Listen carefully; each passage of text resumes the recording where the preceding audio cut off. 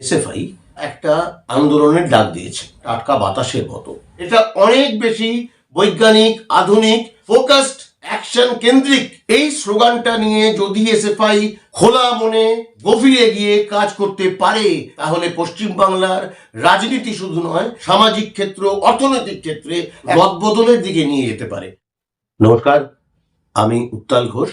বিকল্প রাজনীতি সম্পর্কে আমার কিছু ধারণা, আমার কিছু কথা, সেগুলো বলার জন্যই এই ইউটিউব চ্যানেলটা আমি শুরু করেছি। এখন কিছুদিন আগে এসএফআই, ভারতের ছাত্র ফেডারেশন, যাদের আমরা অনেকেই সিপিএম এর ছাত্র সংগঠন হিসেবে বলি, তারা একটা আন্দোলনের ডাক দিয়েছে। এই একটা বিষাক্ত, দম বন্ধ করা, ভয় ধরানো, হতাশ করা একটা রাজনৈতিক পরিবেশে এসএফআই এর এই আন্দোলনের ডাকটা আমার কাছে একটা টাটকা বাতাসের মতো। এটা ঠিকই আমার নিজের যৌবনে একটা দীর্ঘ সময়, বেশ কয়েকটা বছর আমি এসএফআই এর কর্মী হিসেবে কাজ করেছি। ফলে এখন 55 বছর বয়সে পৌঁছেও এসএফআই কে ঘিরে সেই আবেগটা অনেকাংশে রয়ে গেছে। কিন্তু এটা সত্যি করে বলতে পারি যে সেই আবেগের বশে আমি এই কথাগুলো বলছি না, বরঞ্চ চারপাশ সম্পর্কে আমার যা মনোভাব, আমার যা ভাবনা, তার ভিত্তিতেই আমি বলছি যে এসএফআই যে আন্দোলনের ডাকটা দিয়েছে, এটা একটা টাটকা বাতাসের মতো। এবং তারা যদি লেগে থাকতে পারে, তাহলে এটা পশ্চিমবঙ্গের ক্ষেত্রে একটা বড় রদবদলের দিকে নিয়ে যেতে পারে, শুধু রাজনৈতিক ক্ষেত্রে না, সামাজিক ক্ষেত্রেও। এবং এটা সারা ভারতবর্ষ এবং সারা দুনিয়ার কাছে একটা নতুন মডেল হিসেবে তৈরি হতে পারে। অবশ্যই তারা যদি বড় গণ্ডির মধ্যে এই জিনিসটাকে ভাবতে পারে। তার বদলে তারা যদি মনে করে যে এটা তৃণমূল সরকারের কারণে হচ্ছে, তৃণমূল সরকার সরে গেলেই এটা মিটে যাবে, তাহলে সেই বড় রদবদলের দিকে তারা যেতে পারবে না এবং যে আন্দোলনের ডাক তারা দিয়েছে, সেই আন্দোলনটাও সাফল্যের দিকে তারা নিয়ে যেতে পারবে না। এখন এসএফআই কি আন্দোলনের ডাক দিয়েছে? এসএফআই ডাক দিয়েছে স্কুল বাঁচাও, মূল বাঁচাও। চারপাশে অনেক দেশ বাঁচাও, রাজ্য বাঁচাও, এরকম অনেক আন্দোলন আমরা দেখছি, দেশ বাঁচাও, বাংলা বাঁচাও ইত্যাদি। কিন্তু একটা অত্যন্ত জরুরি স্লোগান যে স্কুল বাঁচাও, এবং তারা অত্যন্ত সঠিকভাবেই বলছে যে এটা মূল বাঁচাও, শিক্ষা সমাজের মূল। সেই জন্য আমি বলছি যে এই আন্দোলনের ডাকটা একটা টাটকা বাতাসের মতো। এ ব্যাপারে আরো কথার মধ্যে যাওয়ার আগে অনুরোধ করব, আমার চ্যানেল বদলে দে, সেটা সাবস্ক্রাইব করুন, নতুন ভিডিওর নোটিফিকেশন পাওয়ার জন্য বেল আইকন পুশ করুন। এই ভিডিওটা যদি আপনাদের পছন্দ হয়, তাহলে লাইক করুন, শেয়ার করুন, এবং অবশ্যই এই ভিডিওর বিষয়বস্তু সম্পর্কে আপনাদের মতামত নিচের কমেন্ট বক্সে লিখুন। এর আগের ভিডিওগুলোতে আমি দেখেছি অনেকে সেটা দেখছেন কিন্তু মতামত দিচ্ছেন না। মতামত দিলে ভালো হবে, আলাপ আলোচনার জায়গাটা তৈরি হতে পারবে। তাই অনুরোধ, অবশ্যই নিজের মতামতটা নিচের কমেন্ট বক্সে লিখুন। যে কথা বলছিলাম, এসএফআই যে আন্দোলনের ডাকটা দিয়েছে যে স্কুল বাঁচাও, মূল বাঁচাও, এটা আমরা অনেকটা ভুলতে বসেছি যে শিক্ষাই হচ্ছে একটা সমাজের মূল। এটা আমাদের রাজনীতির ক্ষেত্রে, রাজনীতির পরিসরে এই কথাটা আজকাল আর বিশেষ আলোচনার মধ্যে আসে না। আমাদের পশ্চিমবাংলার শিক্ষার ক্ষেত্রে একটা অত্যন্ত নৈরাজ্যজনক পর্যায়ে সেটা গিয়েছে 70-এর দশকে। সেই সময় পরীক্ষা হয়েছে কিন্তু রেজাল্ট বেরোয়নি, বিশ্ববিদ্যালয় স্তরে, কলেজের স্তরে, স্কুলের স্তরে লেখাপড়া হয়নি। অনেক জায়গাতে আমরা দেখেছি যে ছুরি রেখে পরীক্ষা হচ্ছে, যাতে ইনভিজিলেটররা কিছু বলতে না পারেন, অবাধ গণটোকাটুকি বলতে যা বোঝায়। কিন্তু একটা পর্যায়ে 1977 সালে পশ্চিমবাংলায় বামফ্রন্ট সরকার আসার পর এই পরিবেশটার অনেকটাই বদল ঘটে যায়। এই পরিবেশটা বদলে যায়, শিক্ষার ক্ষেত্রে একটা সুস্থতা, একটা স্থিতি সেটা আসে। বামফ্রন্ট সরকারের আমলে শিক্ষার ক্ষেত্রে গুরুত্বপূর্ণ কতগুলো ঘটনা ঘটেছিল। একটা হচ্ছে এই যে শিক্ষার ক্ষেত্রে যে নৈরাজ্য, সেটা শেষ হওয়া, নিয়মিত সময় অন্তর পরীক্ষার ফল প্রকাশ হওয়া, মাস্টারমশাইদের বেতন বৃদ্ধি করা, এবং ক্লাস 12 পর্যন্ত বিনে পয়সায় শিক্ষার ব্যবস্থা, প্রাথমিক স্তরে মাতৃভাষার মাধ্যমে শিক্ষার ব্যবস্থা, এবং পাশ ফেল প্রথা তুলে দেওয়া। এই প্রক্রিয়াগুলোর মধ্য দিয়ে একেবারে প্রান্তিক অংশের মানুষ, তাদের পরিবারের ছেলেমেয়েরা তারা শিক্ষার আঙিনায় আসা শুরু করে, যাদের ফার্স্ট জেনারেশন লার্নার বলে, অর্থাৎ যাদের বাবা মায়েরা লেখাপড়া জানেন না, নিরক্ষর, তাদের পরিবারের ছেলেমেয়েরা লেখাপড়ার আঙিনায় আসতে শুরু করে। তাদের দারিদ্র্য ছিল, তাদের পরিবারে নিরক্ষরতার অন্ধকার ছিল, সেখান থেকে বেরিয়ে আসা শুরু হয়। যারা শিক্ষা বিজ্ঞানের ছাত্র তারা বলবেন যে শিক্ষার ক্ষেত্রে মাতৃভাষার মাধ্যমে শিক্ষা প্রাথমিক স্তরে এবং পাশ ফেল প্রথা না থাকা, এগুলো যে বিজ্ঞানসম্মত, তারা আমার থেকে সেগুলো বেশি বলতে পারবেন। যাই হোক, আমাদের পশ্চিমবাংলায় সেই দুটো কাজ নানা কারণে প্রয়োগের ক্ষেত্রে ভুলের জন্য সেগুলো বাস্তবায়িত হয়নি, এবং এগুলোকে কেন্দ্র করে একটা বিরাট বিতর্ক তৈরি করা হয়েছে, যাতে এগুলো শিক্ষার পরিপন্থী, শিক্ষার বিরুদ্ধে, আমাদের শিক্ষার মান নামিয়ে দিচ্ছে, ইত্যাদি ইত্যাদি একটা ধারণা তৈরি করার চেষ্টা হয়েছে। কিন্তু বাস্তবিক ক্ষেত্রে যে ঘটনাটা ঘটেছে, যে এই প্রান্তিক পরিবারের ফার্স্ট জেনারেশন লার্নার তারা শিক্ষার ক্ষেত্রে এসছেন। এসএফআই এর একজন কর্মী হিসেবে কাজ করার সময় দক্ষিণ 24 পরগনা জেলার বিভিন্ন জায়গাতে বা আরো অন্যান্য জেলার ক্ষেত্রেও কিছু যাওয়ার সুযোগ আমার হয়েছে, একেবারে গ্রামীণ এলাকাতে। সেখানে গিয়ে আমি দেখেছি বাবা মায়েরা তারা খান বা না খান, ছেলেমেয়েরা যাতে লেখাপড়া করতে পারে তার জন্য চেষ্টা করে গেছেন, সব রকমের চেষ্টা করে গেছেন। আমার মনে আছে 1998 সালে পঞ্চায়েত ভোটের আগে ডায়মন্ড হারবারের ওখানে দস্তুপুর, সেখানে একটা নির্বাচনী পথসভা ছিল। আমি সেখানে বলে নেমে একটা দোকানে চা খাচ্ছিলাম, এক ভদ্রলোকের সঙ্গে পরিচয় হলো। তিনি ডাবল MA এবং ওখানে একটা কোচিং সেন্টার চালান। কোচিং সেন্টার চালিয়ে তিনি যা আয় করেন তাই দিয়ে তিনি সংসার চালান। তার কিছুদিন পর ডায়মন্ড হারবার 2 ব্লকের একটা গ্রামের ভেতরে অনেক রাতে একটা মিটিং করতে যাওয়ার সুযোগ হয়েছিল। সেখানে গিয়ে দেখলাম এক ভদ্রলোক, যিনি সভা পরিচালনা করছেন, বেটে খাটো, রোগাসোগা, কালো কুচকুচে চেহারা, হাঁটুর ওপর পর্যন্ত ধুতিটা তোলা, তিনি ওখানে সভা পরিচালনা করছেন। পরে তার সঙ্গে আমার পরিচয় হয়েছিল। তিনি একেবারেই নিরক্ষর, কিন্তু তার সঙ্গে কথা বলতে গিয়ে আমি জানলাম ওই যে দস্তুপুরে যে ভদ্রলোকের সঙ্গে আমার কথা হয়েছিল, যিনি ডাবল MA, তিনি হচ্ছেন এই ভদ্রলোকের ছেলে। এটাই ছিল গ্রামীণ বাংলার বাবা মায়েদের মনোভাব। ওই যে আগে বললাম যে তারা খেয়ে না খেয়ে তারা লেখাপড়া শেখাতেন ছেলে মেয়েদের, যাতে ছেলে মেয়েরা অন্তত নিজের পায়ে দাঁড়ায়। তারা যে পরিবেশের মধ্যে ছিলেন সেই পরিবেশ থেকে তারা বেরিয়ে আসতে পারে গোটা সংসারটা। সেই জন্য ওই দিনমজুর বাবা তিনি তার ছেলেকে ডাবল MA পাশ করিয়েছিলেন। এটা ছিল পশ্চিম বাংলার একটা সাধারণ চিত্র। তার পাশাপাশি আরেকটা চিত্র ছিল, সেটা হচ্ছে দেখা যাচ্ছিল যারা স্কুলে কলেজে পাশ করে বেরিয়ে গেছে তারা আর কৃষির কাজের সঙ্গে যুক্ত হতে চাইছে না, তারা অন্যরকম কাজ চাইছে। পরবর্তীতে আমাদের রাজ্যের মুখ্যমন্ত্রী প্রয়াত বুদ্ধদেব ভট্টাচার্য, তার অনেক নীতিগত বিষয়েতে আমার আপত্তি আছে, আমার মত পার্থক্য আছে, কিন্তু তিনি এই কথাটা বারবার বলতেন যে কৃষকের ছেলে আর কৃষি কাজে ফেরত যেতে চাইছে না, তাদের জন্য কাজের ব্যবস্থা করতে হবে। সেই আলোচনায় আমি এখন যাচ্ছি না, পরবর্তী সময়ে যেতে পারি। এখন এই যদি মনোভাব থেকে থাকে, হঠাৎ মনোভাবটা পাল্টালো কেন? অনেকে সহজ অঙ্কে বলবেন যে এটা তৃণমূল সরকারের জন্য পাল্টে গেছে। এটা একটা সত্যের একটা অংশ মাত্র। এটা ঠিকই তৃণমূল কংগ্রেসের জমানায় শিক্ষা অত্যন্ত অবহেলিত হয়েছে না, শিক্ষা বারবার আক্রান্ত হয়েছে। দীর্ঘদিন ধরে শিক্ষক নেই, শিক্ষাকর্মী নেই, তার নিয়োগ নেই, কারণ নিয়োগে একটা বিরাট দুর্নীতি হয়েছে এবং নিয়োগের দুর্নীতির জন্য আমাদের শিক্ষামন্ত্রী সহ অনেককে জেলে যেতে হচ্ছে, এবং তা নিয়ে এখনো পর্যন্ত টালবাহানা চলছে। নতুন করে শিক্ষক শিক্ষাকর্মী তাদের নিয়োগ হচ্ছে না। এটা একটা স্কুলের ক্ষেত্রে সংকট তৈরি করছে।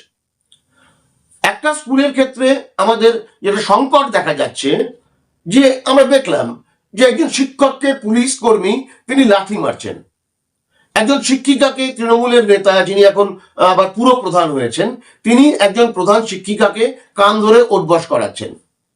একজন কাউন্সিলর তিনি গিয়ে হেডমাস্টার মশাইকে ধমকাচ্ছেন, চমকাচ্ছেন। একজন নেতা তিনি গিয়ে হেডমাস্টার মশাইকে গলা ধাক্কা দিয়ে বের করে নিয়ে এসে মারছেন। এই জিনিসগুলো শিক্ষা সম্পর্কে সমাজে যে একটা সম্মানের জায়গা, সমীহের জায়গা, সেই জায়গাগুলোকে নষ্ট করে দেয় সমাজের মধ্যে। কিন্তু এই জিনিসটা তৃণমূলের জমানায় বছরের পর বছর এটা ঘটেই যাচ্ছে, এবং এই ক্ষেত্রে সরকারের তরফে কোনো কড়া ব্যবস্থা নেওয়া হচ্ছে না। ফলে এটা একটা শিক্ষা সম্পর্কে অনীহা তৈরি করার জন্য এটা একটা বড় ভূমিকা নিচ্ছে, তাতে কোনো সন্দেহ নেই। কিন্তু এটাই আসল সমস্যা নয়। সমস্যাটা কোথায়? আমার মনে হয় সবচেয়ে বড় সমস্যা হচ্ছে শিক্ষার সঙ্গে কাজের যোগাযোগের জায়গাটা নষ্ট হয়ে গেছে। এটা আজকের সমস্যা নয়, এটা তৃণমূল সরকারের সময়ের সমস্যা নয়, এই সমস্যা অনেক বছরের। আমার মনে আছে আমি তখন এসএফআই এর দক্ষিণ 24 পরগনা জেলা সম্পাদক। আমরা পাথর প্রতিমাতে একটা নতুন কলেজ তৈরির দাবি তুলেছিলাম। তখন মথুরাপুরের এমপি ছিলেন বিজ্ঞানী রাধিকা রঞ্জন প্রামাণিক। তো রাধিকা তো আমাকে একদিন বললেন যে শোন, ওই কলেজে ট্রলার কি করে তৈরি করতে হয়, ট্রলার কি করে সারানো যায়, কি করে জৈব চাষ করা যায়, জৈব সার তৈরি করা যায়, কি করে ফুলের চাষ করা যায়, মাছের চাষ করা যায়, এই রকমের বিষয়গুলো শেখানোর ব্যবস্থা কর। কারণ দেখ, ইংরেজি, ভূগোল, ইতিহাস এগুলো পড়ে পণ্ডিত হওয়ার ব্যাপারটা খুব কম ছেলেমেয়ের। বা ওখানে ট্যুরিজম কি করে করা যায়, এই ধরনের কোর্স চালু করার ব্যবস্থা কর। সেটা হলে অনেক ছেলে মেয়ে সেখানে পড়তে পারবে এবং তারা নিজেদের উদ্যোগে নিজেদেরকে প্রতিষ্ঠিত করতে পারবে, অর্থাৎ তাদের কাজের সুযোগ তৈরি হতে পারে। কিন্তু দুর্ভাগ্য শেষ পর্যন্ত আর সেটা হয়নি। রাধিকা দা যা বলেছিলেন সেটা হয়নি। ওখানে ওই বাংলা, ইংরেজি, ইতিহাস পড়ার কলেজই তৈরি হয়েছে। এখন যে সমস্যাটা একসময় কলেজের ক্ষেত্রে ছিল, কলেজে হাজার হাজার ছেলে মেয়ে ঢুকছে, পড়ে বেরোচ্ছে, তারপর কি? এই যে কলেজের ছেলে মেয়েদের পড়ানোর জন্য যে খরচা হচ্ছে, তার পরিবারের খরচা হচ্ছে, সরকারের খরচা হচ্ছে, এটা নিষ্ফলা হয়ে যাচ্ছে, কারণ তার সঙ্গে সঙ্গতিপূর্ণ কাজ নেই। এই জায়গার এই যে সমস্যাটা, এই সমস্যাটা ক্রমাগত এখন স্কুল পর্যায়ে নেমে এসছে, এবং আমাদের পরিবারগুলোর যে আর্থিক অবস্থা তার অনেক খারাপ চেহারা নিচ্ছে। ফলে এখন আর first year, second year, third year পর্যন্ত অপেক্ষা করছে না, এখন 8, 9 লেখাপড়া ছেড়ে দিচ্ছে। লেখাপড়া ছেড়ে তারা অন্য রাজ্যে কাজ করতে চলে যাচ্ছে, পরিযায়ী শ্রমিক।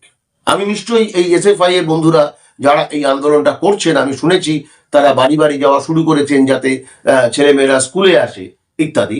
আমার মনে হয় না তাতে কোনো লাভ হবে। এভাবে ছেলে মেয়েদের ফেরানো যাবে না যদি না ছেলে মেয়েদের স্কুল থেকে বেরিয়ে যাওয়ার কারণটাকে চিহ্নিত করে সেটাকে সমাধানের ব্যবস্থা করা যায়। যাই হোক, নিশ্চয়ই তারা সে দেখতে পারবেন যে হাজার হাজার ছেলে মেয়ে তারা স্কুল থেকে লেখাপড়া শেষ করে দিয়ে তারা অন্য রাজ্যে কাজে চলে যাচ্ছেন বা অন্য কোনোভাবে কাজে যুক্ত হয়ে যাচ্ছেন। আমাদের রাজ্যে দুটো প্রকল্প আছে, একটা কন্যাশ্রী আর একটা রূপশ্রী। আমাদের মুখ্যমন্ত্রী বিরাট চিৎকার চেঁচামেচি করেন যে এই দেখুন কন্যাশ্রী প্রকল্প সারা দুনিয়ার সম্মান পেয়েছে, আমাদের একটা মডেল স্কিম ইত্যাদি। এই কন্যাশ্রী এবং রূপশ্রী এই দুটোকে যোগ করে বাল্য বিবাহ কমানোর একটা কাজের কথা ভাবা হয়েছে। এটা সেই কারণে, যদি কন্যাশ্রী তার লেখাপড়া করার জন্য পয়সা পায় এবং রূপশ্রী ওই মেয়েদের বিয়ের জন্য সরকার টাকা দেয়, তাহলে এই দুটো মিলিয়ে বাল্য বিবাহ কমে যাওয়ার কথা। কিন্তু বাস্তবে কি দেখা যাচ্ছে? বাস্তবে দেখা যাচ্ছে ভারতবর্ষের সবচেয়ে বেশি বাল্য বিবাহের হার পশ্চিম বাংলায়। अगर आपको लगता है कि सबसे ज्यादा चाइल्ड मैरिजेस राजस्थान में होती हैं, तो आप बिल्कुल गलत हैं। चलिए जानते हैं भारत के कुछ ऐसे स्टेट्स जहां सबसे ज्यादा चाइल्ड मैरिजेस होती हैं। नंबर 7 पर है तेलंगाना, जहां 27.3% चाइल्ड मैरिजेस होती हैं। नंबर 6 पर आता है असम, जहां 31.9% चाइल्ड मैरिजेस होती हैं। नंबर 5 पर आता है आंध्र प्रदेश, जहां 33% चाइल्ड मैरिजेस होती हैं। नंबर 4 पर है झारखंड, जहां 34.7% चाइल्ड मैरिजेस रिकॉर्ड की गई हैं। नंबर 3 पर आता है त्रिपुरा, जहां 39% केसेस हैं। नंबर 2 पर आता है बिहार, जहां 40% चाइल्ड मैरिजेस होती हैं। और नंबर 1 पर आता है वेस्ट बंगाल, जहां 42.3% चाइल्ड मैरिजेस होती हैं, यानी कि सबसे ज्यादा। 18 বছর বয়সের নিচে মেয়েদের বিয়ে হওয়ার শতকরা হার 6.1% পশ্চিম বাংলায়। আমরা যতই বিদেশ থেকে পুরস্কার পাই, যতই তা নিয়ে সরকারি স্তরে বরফাট্টাই করা হোক, বাস্তবটা বড় করুণ। আমাদের রাজ্যে বাল্যবিবাহ বেড়ে যাচ্ছে। কেন বেড়ে যাচ্ছে মানে ওই মেয়েদের আর লেখাপড়া শেখানো হচ্ছে না, তাদের মনে করা হচ্ছে একটা নিরাপদ জীবনের জন্য চল তোদের বিয়ে দিয়ে দিই, আর ছেলেরা তারা চলে যাচ্ছে অন্য রাজ্যে কাজের খোঁজে। এই হচ্ছে সমস্যার চেহারা। কেন্দ্রীয় শিক্ষা মন্ত্রক একটা হিসেব দিয়েছে যে 2024-25 সালে আমাদের সারা দেশে 7,993টি স্কুলে কোনো ছাত্রছাত্রী নেই, অথচ সেখানে শিক্ষক আছেন 20,817, এবং এই তালিকায় 1 নম্বর হচ্ছে পশ্চিমবঙ্গ, যেখানে 3,812টি স্কুলে কোনো ছাত্রছাত্রী নেই, কিন্তু সেখানে শিক্ষক আছেন 17,965। এই একটা তথ্য আমাদের পশ্চিমবাংলার শিক্ষার কি হাল সেটা বোঝার ক্ষেত্রে সাহায্য করতে পারে। আমাদের সরকার এগুলোকে অ্যাড্রেস করার পরিবর্তে, এইগুলো সম্পর্কে বলার পরিবর্তে নানা রকম মিথ্যে কথার আড়াল তৈরি করছে। এখন প্রশ্ন হচ্ছে যে এই লেখাপড়াটাকে কর্মসংস্থানের সঙ্গে কি করে যুক্ত করা যায়। এর জন্য অনেক রকম ভাবনা চিন্তা করার মানুষ আছেন। প্রথম কথা হচ্ছে কর্মসংস্থানের সুযোগ তৈরি করতে হবে। অযথা ঢাক পিটিয়ে কোনো লাভ নেই। এখানে আমাদের যারা মধ্যবিত্ত, লেখাপড়া জানা, শহুরে মানুষ, তারা একটা মত পোষণ করেন যে বড় বিনিয়োগ নিয়ে আসতে হবে। এই সরকার বড় বিনিয়োগ নিয়ে আসতে পারে না, বা আগের সরকার পারে না, আমাদের রাজ্যে বড় বিনিয়োগ আসছে না।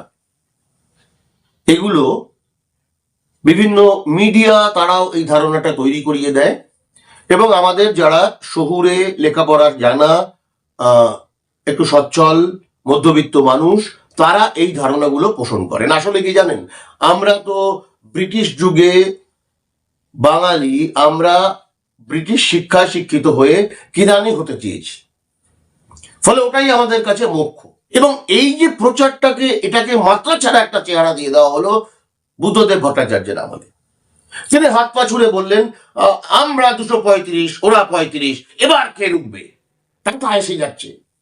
এমন একটা ভাব যেন রতন টাটার একটা ন্যানো কারখানা হলেই পশ্চিমবাংলার সব সমস্যা মিটে যাবে, এবং এখনো পর্যন্ত সেই ডাক বাজে যে তাহলে পরে অনেক কর্মসংস্থান হতো, টাটাকে দেখে আরো অনেক কোম্পানি আসতো। বেশ ভালো কথা, আমি ধরে নিচ্ছি টাটাকে ধরে আরো অনেক কোম্পানি আসতো। আমাদের ভারতে সবচেয়ে বেশি দেশি বিদেশি বিনিয়োগ কোন রাজ্যে হয়েছে? গুজরাটে। গুজরাটে সবচেয়ে বেশি দেশি বিদেশি বিনিয়োগ হয়েছে। তাহলে গুজরাটে বেকারত্ব কেন? গুজরাটে বেকারত্ব কেন থাকার কথা না। যে থিওরিগুলোকে আমাদের গেলানো হয়, আমরা সেটাকে গিলে তারপরে লাফাতে শুরু করি। বড় বিনিয়োগ মানে বড় কর্মসংস্থান নয়, আজকের দুনিয়ায় তো আরো নয়। এখানে যখন টাটাদের কোম্পানি আসছে, কথাবার্তা হচ্ছে, ন্যানো প্রকল্প তৈরি হচ্ছে, তখন অনেকে বলছিলেন যে টাটা আসবে মানে একটা শহর তৈরি হবে ইত্যাদি ইত্যাদি। ওগুলো প্রাগৈতিহাসিক যুগের ধারণা। যখন জামশেদপুরে এটা তৈরি হয়েছিল, তাকে কেন্দ্র করে শহর তৈরি হয়েছিল, তখন শিল্পের যে ধারণা ছিল আর আজকের শিল্পের ধারণা এক নয়। আজকের শিল্প অনেক বেশি প্রযুক্তি নির্ভর, সেখানে অল্প কিছু লোক লাগে। চীনের একটা কোম্পানি, মোবাইল কোম্পানি, সেখানে কারখানায়, গোটা কারখানায় আলো প্রায় জ্বলে না, সামান্য আলো জ্বলে। প্রতিদিন 5 লক্ষ করে মোবাইল তৈরি হয়। ওই কারখানায় কর্মচারীর সংখ্যা কত? 0, একটাও কর্মচারী নেই। এআই আর অন্যান্য প্রযুক্তি তাকে ব্যবহার করে ওখানে মোবাইল তৈরি করা হচ্ছে। বড় বিনিয়োগ মানে অনেক বেশি প্রযুক্তি, অনেক কম কর্মসংস্থান। এবং যেখানে কর্মসংস্থান হচ্ছে, দেখবেন এখানে টিসিএস বলুন, উইপ্রো বলুন, ইত্যাদি ইত্যাদি, এই সমস্ত কোম্পানিগুলোতেও লাগাতার ছাঁটাই চলছে। অর্থাৎ যিনি কাজ করছেন তার কাজেরও কোনো নিশ্চয়তা নেই। ফলে বিরাট বিনিয়োগ মানে বিরাট কর্মসংস্থান নয়। আমেরিকা বা পৃথিবীর ধনী দেশগুলো, তাহলে সেখানে বেকারত্ব থাকতো না। গুজরাটের কথা আমি আগেই বললাম। আমাদের দেশের একজন বড় শিল্পপতি গৌতম আদানি, তার বিরাট সাম্রাজ্য রকেট গতিতে উত্থান হয়েছে। সেই আদানি সাম্রাজ্যের মোট কর্মচারী কত? আদানি সাম্রাজ্যের মোট কর্মচারীর সংখ্যা মাত্র 48,000। ফলে বিরাট বড় বিনিয়োগ মানে, বিশাল বিনিয়োগ মানে চেহারা পাল্টে যাবে, কর্মসংস্থানের সুযোগ তৈরি হয়ে যাবে, এটা ঠিক নয়। এটা বুদ্ধদেব ভট্টাচার্য সময় থেকে, আনন্দবাজারের ব্র্যান্ড বুদ্ধর সময় থেকে এই প্রোপাগান্ডাটা খুব তীব্র স্তরে নিয়ে যাওয়া হয়, এবং সিপিএম এর লোকেরা তো এখনো তা নিয়ে বাজনা বাজিয়ে যান। আমি আশা করব এসএফআই এর যে কর্মীরা স্কুল বাঁচাও মূল বাঁচাওয়ের ডাক দিয়েছেন, তারা খোলা মনে একটু ভাববার চেষ্টা করবেন, খোঁজ নেওয়ার চেষ্টা করবেন, লেখাপড়া করার চেষ্টা করবেন। প্রশ্ন হলো যে বিকল্প কোনো রাস্তা কি আছে? আছে। ডক্টর অশোক মিত্র, প্রভাত পটনায়ক, প্রণব বর্ধন, এদের মতো অর্থনীতিবিদ তারা বিভিন্ন সময়ে এই কথাগুলো বলে গেছেন। যখন বুদ্ধদেব ভট্টাচার্য ন্যানো ন্যানো বলে লাফাচ্ছেন এবং ন্যানো করতে গিয়ে কৃষকদের ইচ্ছার বিরুদ্ধে তাদের জমি নিয়ে নেওয়া হচ্ছে তাদের সঙ্গে কথা না বলে, এবং সেই কৃষকদের ওপরে পুলিশ লাঠি চালাচ্ছে, সেই সময়তেও পাল্টা বিকল্প অর্থনীতির কিছু ভাবনা সেখানে হাজির করা হয়েছিল, যদিও সেগুলোকে গুরুত্ব দেওয়ার দরকার হয়নি, কারণ বুদ্ধদেব ভট্টাচার্য রূপমসেনরা মনে করতেন পুঁজিবাদী পথেই এখন উন্নয়নের রথটা ছোটাতে হবে। আমাদের দেশে সবচেয়ে বেশি কর্মসংস্থান কোন সংস্থায়? হয়তো অনেকে চমকে যাবেন, সেটা কোনো কর্পোরেট বিরাট বিনিয়োগের কোনো শিল্প নয়, আমুল। আমুলের ওপর 30 লক্ষের বেশি মানুষের জীবিকা নির্ভর করে। আমুল একটা সমবায় ভিত্তিক পরিচালিত ডেয়ারি। আমাদের পশ্চিমবাংলায় এরকম ডেয়ারি তৈরি করার সুযোগ আছে। সেই ডেয়ারিতে বিপুল পরিমাণে কর্মসংস্থান ব্যবস্থা করা যেতে পারে। আমাদের এখানে ছোট শিল্প, মাঝারি শিল্প, এইগুলো অনেক বেশি গুরুত্বপূর্ণ। মেয়েদের স্বনির্ভর গোষ্ঠী, এগুলো অনেক বেশি গুরুত্বপূর্ণ। আমাদের পাড়ায় পাড়ায় সোনা ছড়িয়ে আছে। সোনা মানে পুকুর। একটা পুকুর, তাকে সংস্কার করে সেখানে মাছ চাষ হতে পারে, তার উপর মুরগি চাষ হতে পারে, পুকুরে হাঁস চাষ হতে পারে, এবং পুকুরের চারপাশে নানা রকমের সবজি, ভেষজ গাছ এর চাষ হতে পারে। এতে কর্মসংস্থানের আয়ের সুযোগ হবে, বিভিন্ন পরিবারের আয়ের সুযোগ হবে। এক একটা পরিবার স্বনির্ভর পরিবার হিসেবে আত্মপ্রকাশ করতে পারবে। এবং এটা ওই যে পুঁজি নির্ভর, বড় বিনিয়োগ নির্ভর অর্থনীতির যে মডেল, তার পাল্টা একটা নতুন মডেল তৈরি করতে পারবে। ধরুন, আমাদের কলকাতার যে কিডনি বলা হয়, পূর্ব কলকাতা জলাভূমি, যেখানে কলকাতার নিকাশি জলগুলো গিয়ে পড়ে এবং সেখানে প্রাকৃতিক পদ্ধতিতে সেই জল পরিশোধিত হয়, ওখানে মাছের চাষ হয়, ওখানে সবজির চাষ হয়। সেই পূর্ব কলকাতা জলাভূমির 40% দখল হয়ে গেছে। কি হয়েছে সেখানে? Real estate. রিয়েল এস্টেট মানে একটা বড় বিনিয়োগ। তাহলে বিনিয়োগ করে তার লাভের সুফলটা কে নিয়ে যাচ্ছে? নিয়ে যাচ্ছে যারা বিনিয়োগ করছে তারা। আর ফল কি হচ্ছে? ফল হচ্ছে ওই যে পূর্ব কলকাতা জলাভূমিকে কেন্দ্র করে যে মানুষের আয়ের ব্যবস্থা হচ্ছিল, তাদের জায়গাটা ছোট হয়ে যাচ্ছে। এবার ধরুন, পূর্ব কলকাতা জলাভূমিটাকে পুনরুদ্ধার করে, তাকে সংস্কার করে সব ঠিকঠাক ব্যবস্থা করা হলো। ওখানে মাছের চাষ, ওখানে সবজির চাষ, ওখানে ফুলের চাষ, ভেষজ গাছের চাষ, এবং তার সঙ্গে পর্যটন, এগুলোকে যদি জুড়ে দেওয়া যায়, তাহলে বিরাট বিনিয়োগ দরকার হয় না, কিন্তু বিরাট কর্মসংস্থানের সুযোগ তৈরি হয়, এবং একই সঙ্গে পরিবেশকেও রক্ষা করা যায়। রিয়েল এস্টেটের পাল্লায় পড়ে ওই পূর্ব কলকাতা জলাভূমিটা ভরাট হয়ে যাচ্ছিল, তাতে পরিবেশের ভারসাম্য নষ্ট হচ্ছিল। কলকাতার নিকাশি ব্যবস্থার সামনে বড় সংকট তৈরি হয়ে যাচ্ছে। কিন্তু বিকল্প রাস্তায় যদি হাঁটা যায়, বিকল্প রাস্তায় যদি হাঁটার কথা ভাবা যায়, তাহলে এই সমস্যা হবে না। পরিবেশকেও রক্ষা করা যাবে, কর্মসংস্থানের সুযোগকেও তৈরি করা যাবে। এর নাম বিকল্প রাজনীতি, এর নাম বিকল্প অর্থনীতি।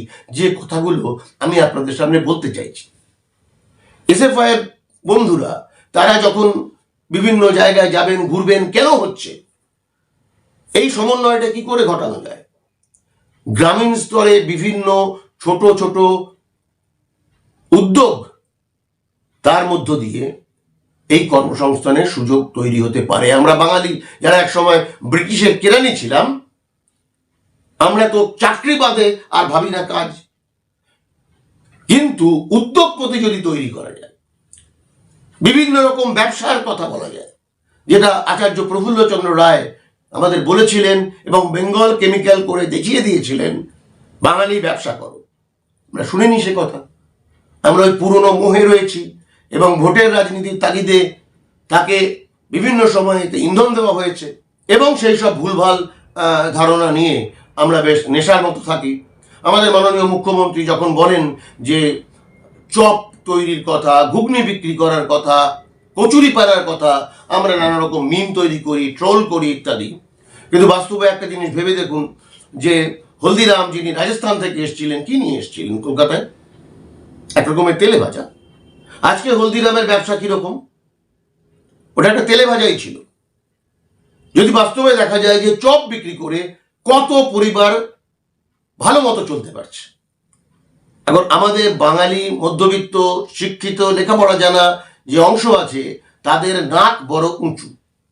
আমার এক বন্ধু খোঁজ খবর নিয়ে একটা জিনিস জানালো, আমি তার কথাটা আপনাদের শোনাচ্ছি। আমার বন্ধু সৌম্য সিনহা এই চপ শিল্প যদি বলেন, যা আপনারা অনেকে খিল্লি করে বলেন, এই চপ শিল্পের কথাটা প্রথম কে বলেছিলেন? আমার বন্ধু সৌম্য সিনহা সেটা বের করেছেন, তিনি তার কথাটা একটু শুনুন। তখনও রামকৃষ্ণ সান্নিধ্যে আসেননি স্বামী বিবেকানন্দ। তখনও তিনি সিমলেপাড়ার নরেন্দ্রনাথ। খাদ্য চর্চার জন্য তৈরি করে ফেলেছেন গ্রিডি ক্লাব। ফরাসি রান্নাবান্নার বই কিনে চলছে বিদেশি রান্না, বিদেশি খানাপিনার চর্চা শুরু করেছেন স্বামী বিবেকানন্দ। একদিন তিনি ভবিষ্যৎবাণীটি করেই বসলেন, এরপর দেখবি কলকাতার শহরে গলির মোড়ে মোড়ে পানের দোকানের মতো চপ কাটলেটের দোকান হবে। হ্যাঁ, এ কথা স্বামী বিবেকানন্দ বলেছিলেন। চপ শিল্প নিয়ে যারাই কটাক্ষ করুন না কেন, বাঙালির ঘরের সন্তান, ঘরের ছেলে স্বামী বিবেকানন্দ কিন্তু এই কথা বলে গিয়েছিলেন প্রায় 150 বছর আগে। এবার নিশ্চয়ই স্বামী বিবেকানন্দকে নিয়েও খিল্লি হবে, কারণ তিনি ওই চপ শিল্পের কথা বলেছিলেন। মমতা ব্যানার্জিকে নিয়ে যদি খিল্লি হতে পারে, তাহলে স্বামী বিবেকানন্দকে নিয়েও খিল্লি হতে পারে। আসলে আমাদের মনটা না খুব ছোট, উদার নয়। আমরা নতুন করে নতুন কিছু ভাবতে পারি না। আমরা নিজেদের পিঠ নিজেরা খুব চাপড়ে দিতে পারি। এই যে ধরুন কচুরি পানা শিল্পের কথা, আফ্রিকাতে, বাংলাদেশে এটা রম রম করে চলছে, রম রম করে চলছে কচুরি পানা শিল্প। কিন্তু আমাদের ওই যে মন, আমরা হচ্ছে টাই কোট ঝুলিয়ে অফিসে যাব এবং 2 দিন পরে পিঙ্ক স্লিপ নিয়ে বাড়ি চলে আসবো, কাজ চলে গেছে, ওতেই আমাদের আনন্দ। আমরা ওটাকেই কাজ মনে করি, তার বাইরে আমরা কিছুকে কাজ মনে করতে পারি না। আমাদের উদ্যোগপতি, স্বাধীন ব্যবসা, এই জায়গাটাকে আমরা ভাবতে পারি না। যে ছেলেটা পরিবারের 4টে ছেলে আছে, যে ছেলেটা লেখাপড়ায় কম, তাকে বলে যা ব্যবসা কর। কেন তা? আমাদের পশ্চিমবাংলার অর্থনীতি, আমাদের পশ্চিমবাংলার ব্যবসা, এটা তো সমস্ত অবাঙালিদের হাতে চলে গেছে। কলকাতা বলুন, শিলিগুড়ি বলুন, দুর্গাপুর বলুন, হলদিয়া বলুন, সর্বত্র। কারণ আমরা বাঙালি ব্যবসাকে সেকেন্ডারি কাজ বলে মনে করি। আমরা রিস্ক নিতে একদম পছন্দ করি না। বড় বড় বাতেলা মারতে আমাদের কোনো অসুবিধা নেই। দিল্লিতে সরকার, যখন আম আদমি পার্টির সরকার ছিল, ওরা স্কুলের ছেলে মেয়েদেরকে 2000 টাকা করে দিত। এবার ধরুন 5-7 ছেলে মেয়ে মিলে তারা একটা ব্যবসা শুরু করলো। সেগুলো একটু সামান্য দাঁড়ালে সরকার তাদের বিনিয়োগের জন্য ব্যবস্থা করার জন্য তারা চেষ্টা করত। এরকম অনেক ছেলে মেয়ে আছে যারা সেই কাজ করে তারা নিজের পায়ে দাঁড়িয়েছে। ওদের স্লোগান ছিল, তোমরা চাকরি করবে না, তোমরা চাকরি দেবে। আমাদের এখানে আমাদের মাননীয় মুখ্যমন্ত্রী এসব চপ, কচুরিপানা, এ ধরনের নানা কিছু বলেন। ভাবনার দিক থেকে ঠিক আছে, কিন্তু সেগুলোকে করার জন্য সরকারি স্তরে কোনো সাহায্য নেই, সরকারের তরফে কোনো সাহায্য নেই। ফলে আমাদের রাজ্য থেকে পরিযায়ী শ্রমিকের সংখ্যা দিনকে দিন বেড়ে যাচ্ছে এবং নানা রকমের বিচিত্র রকমের রাজনীতি আমাদের প্রতিদিন তার মুখোমুখি হতে হচ্ছে। এখন সমস্যা তো আমরা বুঝলাম, সমাধানের রাস্তাটা কি? সমাধানের রাস্তাটা হচ্ছে আমার মতে ইতিবাচক একটা মনোভাব। যারা অর্থনীতি জানেন, সমাজ বিজ্ঞান জানেন, কৃষি জানেন, তাদের মতামত নিয়ে একটা মডেল তৈরি করা। ওই তৃণমূলের জন্য হয়েছে, তৃণমূল সরকারকে সরিয়ে দাও না, তাতে যাবে না সমস্যাটা। আমাদের পশ্চিমবাংলার অর্থনীতির গোড়ায় গলদ হয়ে আছে, সেই গড়ার গলদটাকে মেরামত না করতে পারলে এই যে এসএফআই স্লোগানটা তুলেছে, একটা দুর্দান্ত স্লোগান, স্কুল বাঁচাও মূল বাঁচাও, সেই স্লোগানটাকে কার্যকর করা সম্ভব হবে না, বাস্তবায়িত করা সম্ভব হবে না। সত্যি স্কুল বাঁচানো যাবে না, মূল বাঁচানো যাবে না, সরকার বদলাক তার উপরে এটা নির্ভর করবে না। শুধু নতুন সরকার কোনো এলে তাদের কোনো মনোভাবের বদল ঘটলে হতে পারে কিছু, কিন্তু তা দিয়ে গোড়ার সমস্যাটা মিটবে না যদি না শিক্ষার সঙ্গে কাজের সুযোগ তাকে যুক্ত করা যায়। আমরা যখন ছাত্র ফেডারেশন করেছি তখন আমরা স্লোগান তুলতাম, সবার জন্য শিক্ষা চাই, সবার জন্য কাজ চাই। এটা একটা জেনারেল ফর্মের স্লোগান, সাধারণ স্লোগান। কিন্তু এই যে আজকে এসএফআই স্লোগানটা তুলেছে, স্কুল বাঁচাও মূল বাঁচাও, এটা অনেক বেশি বৈজ্ঞানিক, আধুনিক, ফোকাসড, অ্যাকশন কেন্দ্রিক একটা স্লোগান। এই স্লোগানটা নিয়ে যদি এসএফআই খোলা মনে গভীরে গিয়ে কাজ করতে পারে, তাহলে পশ্চিমবাংলার রাজনীতি শুধু নয়, পশ্চিমবাংলার সামাজিক ক্ষেত্র, অর্থনৈতিক ক্ষেত্রে একটা বড় বদল ঘটিয়ে যেতে পারে। আমি জানি না এসএফআই বন্ধুরা সেই কাজটা করতে চাইবেন কিনা, করবেন কিনা, কিন্তু তারা অন্তত এই স্লোগানটা তুলেছেন, এর জন্য তাদেরকে ধন্যবাদ জানিয়ে আমার কথাটা এখন শেষ করছি। নমস্কার।